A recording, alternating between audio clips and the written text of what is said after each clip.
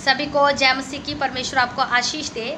आज हम परमेश्वर के एक और गुडनेस के बारे में बात करेंगे। हम पढ़ेंगे परमेश्वर के वचन में से इब्रानिया 6 अध्याय उसका 10 वचन। इसमें लिखा है कि परमेश्वर अन्यायी नहीं, जो तुम्हारे प्रेम को और तुम्हारे कामों को भूल जाए, जो तुमने उसके नाम से पवित्र लोगों के साथ किया और कर भी रहे हो। हालेलुया। स्तुति करो ऐसे परमेश्वर की, तारीफ करो ऐसे परमेश्वर की जो हमारे कामों को और हमारे प्रेम को कभी नहीं भुलाता। हालेलुया।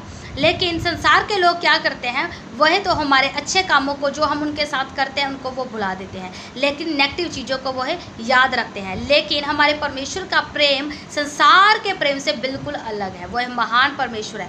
वह हमारे कामों को और हमारे प्रेम को याद रखता है। क्यों याद रखता है? क्योंकि हमारा परमेश्वर इसके बदले में हमें आशीष देना चाहता है।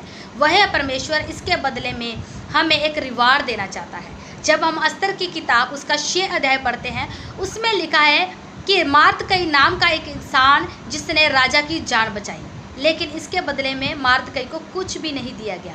लेकिन एक रात क्या हुआ, राजा को नींद नहीं आई, और जब उसके सामने इतिहास की किताब लेकर आए, उसमें लिखा मिला कि मार्दकई ने राजा की जान बचाई। और जब राजा ने पूछा कि इसके बदले में मार्दकई को क्या दिया गया, उन्होंने बोला कि इसके बदले में मार्दकई को कुछ भी नहीं दिया गया। तो उस राजा ने क्या किया, मार्दकई को अपने वस्त्र दिए, अपना घोड़ा दिया और नगर के सामने उसका सम्मान किया, नगर के सामने उसकी बड़ाई की। सो इस तरह से उस राजा ने मार्दकई को रिवार्ड दिया। लेकिन हमारा परमेश्वर वो भला परमेश्वर है। लिखा है वो ना कभी सोता है ना कभी उंघलाता है। उसको याद दिलाने की ज़रूरत नहीं, क्योंकि वचन क्या बता रहा है कि वो हमारे प्रेम को और हमारे कामों को कभी नहीं भुलाता। सो हमें परमेश्वर के कामों में और उसके प्रेम में लगातार बढ़ना चाहिए। इस वचन में क्या लिखा है कि तुमने पवित्र लोगों की सेवा की और कर भी रहे हो। वो सेवा क्या है? जब हम मत्ती की अंजील उसका 25 अध्याय और उसका 35 से लेकर 40 वचन पढ़ते हैं, उसमें क्या लिखा है?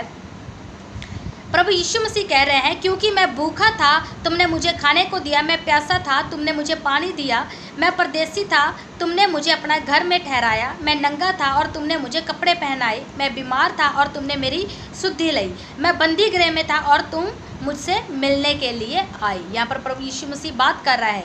तब 37 वचन में लिखा है कि तब धर्मी उसको उत्तर देंगे, हे प्रभु, हमने कब तुझे भूखा देखा या प्यासा देखा या पानी पिलाया? हमने कब तुम्हें परदेसी देखा और अपने घर में ठहराया, या नंगा देखा और कपड़े पहनाए? हमने कब तुझे बीमार या बंदी गृह में देखा और तुझसे मिलने आए? और इसका 40 वचन में देखें प्रभु यीशु मसीह ने क्या बोला।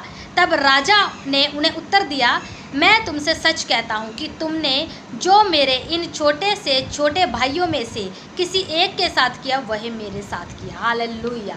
सो प्रभु के लोगों, जब हम ये काम करते हैं परमेश्वर के दास लोगों के साथ, परमेश्वर के लोगों के साथ जिनको ज़रूरत होती है, तो हम किसके साथ करते हैं? हम प्रभु के साथ करते हैं। वो हम प्रभु के लिए करते हैं। और वचन में लिखा है कि परमेश्वर इन कामों को कभी नहीं भुलाता और वह हमें इसके बदले में बहुत बड़ी आशीष देना चाहता है। लिखा है कि तुम कर रहे हो और तुमने किया भी। प्रेजेंट और पास्ट की बात कर रहे हैं। और इसके 11 वचन में लिखा है, इब्रानिया 6 के 11 वचन में लिखा है, पर हम बहुत से चाहते हैं कि तुम में से हर एक जन अंत तिकर पूरी आशा के लिए ऐसा ही जतन करो।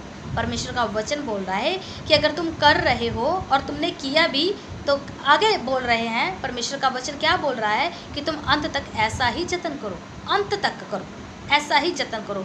कोई भी परिस्थिति, कोई भी सिचुएशन तुमको रोक ना पाए। तुम लगातार अंत तक यही काम करते रहो।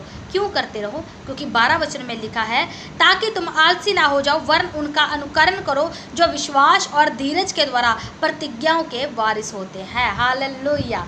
सो परमेश्वर की हमारे साथ बहुत सी प्रतिज्ञाएं हैं, बहुत से वचन हैं, बहुत सी योजनाएं हैं, लेकिन हम उन योजनाओं के वारिस कब बनते हैं?